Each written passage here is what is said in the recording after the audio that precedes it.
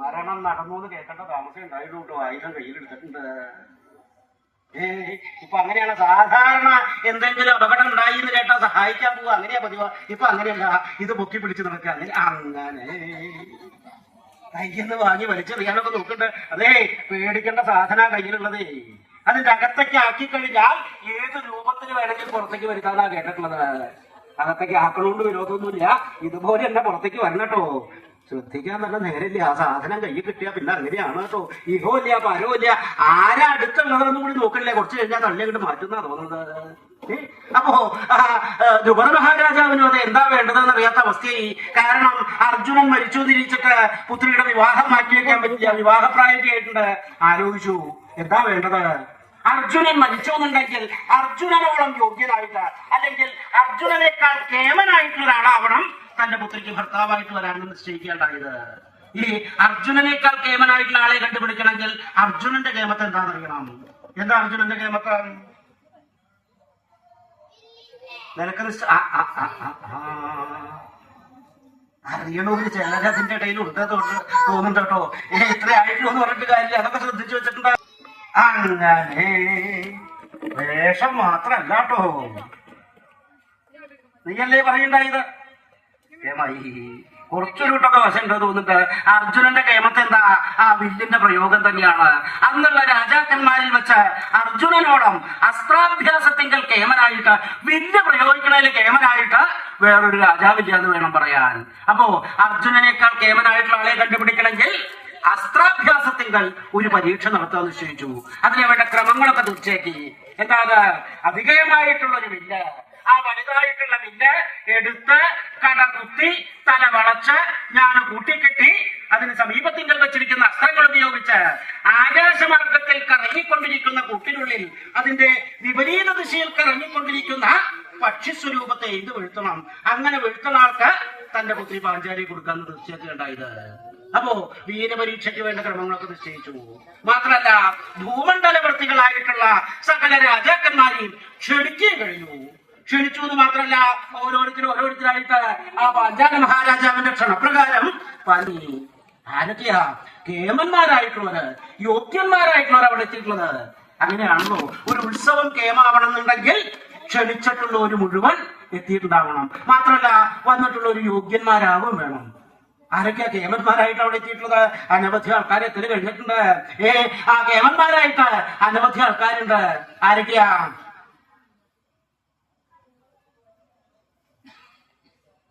കേമന്മാരായിട്ടുള്ള ആളുകളുണ്ട് എന്ന് പറഞ്ഞിട്ട് ആരെയും കാണാനില്ലോ. കുറെ സ്ത്രീകളെയും ഗ്രാങ്ങളെയും മാത്രമേ കാണാറുള്ളൂ. കുറച്ച് നേരമായി തുടങ്ങിയിട്ട്. യോഗ്യന്മാരായിട്ട് രാജാക്കന്മാരെ, പുരുഷന്മാരെ ആരെയും കാണാനില്ലോ. ഓഹോ, അങ്ങനെയല്ല, പുരുഷന്മാരുണ്ട്. വെളിച്ചം നന്ന കഷ്ടിയാണ് കേട്ടോ അവിടെ. നേരത്തെ പറയുണ്ടായി ആരെയും കാണാനില്ല. ഇരുന്ന് തല കുടിക്കൊണ്ടായില്ല കേട്ടോ. കാരണം ഇത് കാരണം കണ്ണ് കുത്തുക ചെയ്യണ്ട. അവിടെ ഉള്ളവരെ ആരെയും കാണാനില്ല. എന്നാലും അതിന്റെ ഇടയിൽ യോഗ്യന്മാരായിട്ടുള്ള ആരെങ്കിലും ഒക്കെ ഇല്ലാണ്ടിരിക്കില്ല. ആരാ? ഓഹോ, നോക്കുക മഗധ രാജാവ് ജരാസന്ധൻ ഈ വയസ്സുകാലത്ത് കന്യക എന്ന് മോഹിച്ച് ചാടി പുറപ്പെട്ടേക്കാണ് കേട്ടോ. വിവാഹപ്രായമൊക്കെ കഴിഞ്ഞിട്ടുണ്ട്. എന്നാലും ആ ഇരിക്കുന്ന കണ്ടാൽ തന്നെ അറിയാം. കാലമൊക്കെ കയറ്റി വെച്ച് ഏകദേശം ഉറക്കത്തിന്റെ മട്ട ആയിട്ടുണ്ട് തോന്നുന്നുണ്ട് കേട്ടോ. തോന്നി വരാൻ തുടങ്ങിയിട്ടുണ്ട്. അടുത്തിരിക്കുന്നവരൊന്ന് ശ്രദ്ധിക്കുന്നത് നല്ലതാണ്. ജരാസന്ധൻ അദ്ദേഹം എഴുന്നള്ളിയിട്ടുണ്ട്. അദ്ദേഹത്തിന്റെ പ്രായം എത്രയായി എന്നാണെങ്കിൽ കൃഷ്ണന്റെ മാതുലനായിട്ടുള്ള ഭഗവാന്റെ അമ്മാവനായിട്ടുള്ള കംസന്റെ ഭാര്യാപിതാവാ. അപ്പൊ തന്നെ പ്രായം ഊഹിക്കാലോ. പ്രായത്തിലേക്ക് ആയിട്ടുണ്ടെങ്കിലും ശക്തിക്ക് യാതൊരു കുറവുമില്ല. 10,000 മതയാനകളുടെ ശക്തിയുള്ള ആളാണ് ആ ഇരിക്കണത്. ഒരു കാര്യം ഉണ്ടാട്ടോ, ആ വന്നിരിക്കണവര് ആ വഴിയിൽ നിന്നും മാറിയിരിക്കുകയാണ് നല്ലത്. ആ കന്യക ഇവിടെ കണ്ട് അങ്ങനെ ഹരിചന്ദ്രയുടെ കൂട്ടത്തിലാണ് കേട്ടോ, വേഗം മാറിയിരുന്നു. ആ കന്യക ഇവിടെ കണ്ടാൽ അവിടെ നിന്ന് ചാടി പുറപ്പെട്ടു എന്ന് വരും. നിങ്ങളോട് കൂടിയിട്ടാ പറയണ്ട. കുറച്ചൊന്ന് വഴി കിട്ടോ. ജരാസന്ധൻ അദ്ദേഹം എഴുന്നള്ളിയിട്ടുണ്ട്. പിന്നാരാ? കൗരവ ചക്രവർത്തി ദുര്യോധനൻ. പിന്നൊരു വിദ്വാനെ കാണാണല്ലോ, കർണൻ. അംഗരാജാവ് കർണൻ ദുര്യോധനന്റെ സുഹൃത്താണ്, തോഴനാണ്, സഖാവാണ്. ആ സഖാവായിട്ടുള്ള കർണനെയും കൂട്ടിയിട്ടാണ് ദുര്യോധനൻ പുറപ്പെട്ടിട്ടുള്ളത്. അതെന്താ? കർണനെ കൂട്ടി പുറപ്പെടാൻ. അതിന് കാരണമുണ്ട്. ദുര്യോധനൻ അറിയാം തന്നെ കൊണ്ട് ഈ വില്ലെടുത്തിട്ടുള്ള പ്രയോഗമൊന്നും സാധിക്കില്ല, വല്ല ഗതിയൊക്കെ ആച്ചാൽ നോക്കാനുണ്ട്. അപ്പൊ കർണനെ കൊണ്ട് വില്ലെടുത്ത് കൊലപ്പിച്ച് ലക്ഷ്യം സാധിച്ച കന്യകയെ തരാക്കണം തിരിച്ചിട്ടാ. അതെങ്ങനെയാണോ അത്? കർണൻ വില്ലെടുത്ത് കൊലച്ച് ലക്ഷ്യം സാധിച്ചാൽ കർണനല്ലേ കന്യകയെ തരാവുക? എങ്ങനെയാ ദുര്യോധനന് തരാവുക? അത് തരാവും. അതെങ്ങനെയാണ്? ദുര്യോധനൻ ആരാ? ചക്രവർത്തിയ, മഹാരാജാവ, ഭരണാധികാരിയാണ്. അപ്പൊ ദുര്യോധനൻ എന്താ തീർച്ചയാക്കിയിട്ടുള്ളത്? കർണൻ വില്ലെടുത്ത് കൊലച്ച് ലക്ഷ്യം സാധിച്ചു കഴിഞ്ഞാൽ താൻ കന്യകയെ വേൽക്കാനായിട്ട് ചെല്ലുക. ആരെങ്കിലും ചോദിച്ചു കഴിഞ്ഞാൽ ഞാൻ കൗരവ ചക്രവർത്തി ദുര്യോധനൻ ഇങ്ങനെയാണ് നിശ്ചയിച്ചിട്ടുള്ളത്, പിന്നെ ആർക്കും അലോഹ്യൊന്നും ഉണ്ടാവില്ല. കാരണം എന്താ? ചക്രവർത്തിയ, മഹാരാജാവ, ഭരണാധികാരിയാണ്. അതിപ്പോ നമ്മുടെ അവസ്ഥ എന്നറിയാലോ.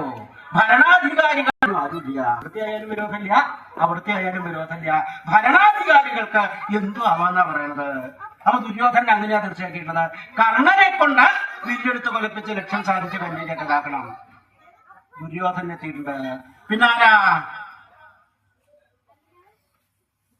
രാജാവ് ശിശുപാലൻ. പേര് പോലെയാണ് കേട്ടോ. ശിശുപാലനായിട്ടല്ലേ വന്ന് കൂടിയിട്ടുള്ളത്. അനവധി എണ്ണത്തിനെ കാണാമല്ലോ പിന്നില്. എങ്ങനെയാ പൊക്കെ അങ്ങനെ തന്നെയാണോന്നുണ്ടോ? തിരിഞ്ഞു നോക്കണ്ട കേട്ടോ ആരൊക്കെയാ ഉള്ളതെന്ന്. ഒന്നും രണ്ടൊന്നുമല്ല, ധാരാളം കാണാണ്ട്. പൊക്കെ അങ്ങനെ തന്നെയാണോ? അവിടെ മാറ്റിയിരുത്തിക്കോളൂ. അവിടെ ധാരാളം സ്ഥലമുണ്ട്, അവിടെ മാറ്റിയിരുത്തിക്കോളൂ. കന്യയ്ക്ക് കണ്ട അത്ര അങ്ങോട്ട് രസമായി വരില്ല. ഓരോന്നായിട്ട് വരണേ ഉള്ളൂ കേട്ടോ. നോക്കുക ശിശുപാലന്റെ കൂടെ കൂടിയിട്ടുള്ളതാണാ തോന്നുന്നത്. കണ്ടാൽ യോഗ്യനാണ്, പക്ഷെ കന്യക കണ്ടാ എന്താ തോന്നുക? പക്ഷേ കഷ്ടം. അദ്ദേഹത്തിന്റെ വിവാഹമൊക്കെ കഴിഞ്ഞ ക്രാങ്ങളൊക്കെ ആയിട്ടുണ്ട്. കന്യകയ്ക്ക് അങ്ങോട്ട് മുഷിയും. ശിശുപാലൻ അദ്ദേഹം എഴുന്നള്ളിയിട്ടുണ്ട്. ഇങ്ങനെ അനവധി രാജാക്കന്മാര്, എന്തിനധികം പറയുന്നു, ഭൂമണ്ഡലവർത്തികളായിട്ടുള്ള സകല രാജാക്കന്മാരും അവിടെ എത്തൽ കഴിഞ്ഞിട്ടുണ്ട്. ഇനി രാജാക്കന്മാരായിട്ട് ആരും വരാനില്ല എന്നുള്ള അവസ്ഥയാണ്. അപ്പോഴാണ് ഭഗവാൻ കൃഷ്ണനും ആ പാഞ്ചാല രാജധാനിയില് പാഞ്ചാലി സ്വയംവരത്തിനായിട്ട് കൃഷ്ണനും അവിടെ എത്തൽ കഴിഞ്ഞു. അതെന്താ കൃഷ്ണനും എത്തൽ കഴിഞ്ഞു എന്ന് പറയാൻ? വരവായിട്ടുണ്ട് കേട്ടോ. യാതൊരു കൂസലും കൂടാതെ കണ്ടാണ് പോണത്. അങ്ങനെ ഭഗവാന്റെ വരവുണ്ട് എന്ന് കേട്ടോടുകൂടി സിംഹാസനൊക്കെ ആയിട്ട് പുറപ്പെട്ടിട്ടുണ്ട്. കിടാങ്ങളാണെങ്കിലും ഇത്രയ്ക്ക് ആ ഭഗവാനോട് താല്പര്യം ഉണ്ടാവും ഇരിക്കണ്ടായില്ല. രണ്ട് സിംഹാസനമൊക്കെ അവിടെ കൊണ്ടു വെച്ചിട്ട് കഴിഞ്ഞു. അതെന്താ കൃഷ്ണനും എഴുന്നള്ളൽ കഴിഞ്ഞു എന്ന് പറയാൻ? അതിന് കാരണമുണ്ട്. മറ്റു രാജാക്കന്മാരെ പോലെയല്ല, ഭഗവാനും കൂടി എഴുന്നള്ളിക്കഴിഞ്ഞാൽ പിന്നെ യോഗ്യന്മാരായിട്ട് ആരും വരാനില്ല എന്നുള്ള അവസ്ഥയാ. അന്നുള്ള രാജാക്കന്മാരിൽ വെച്ച്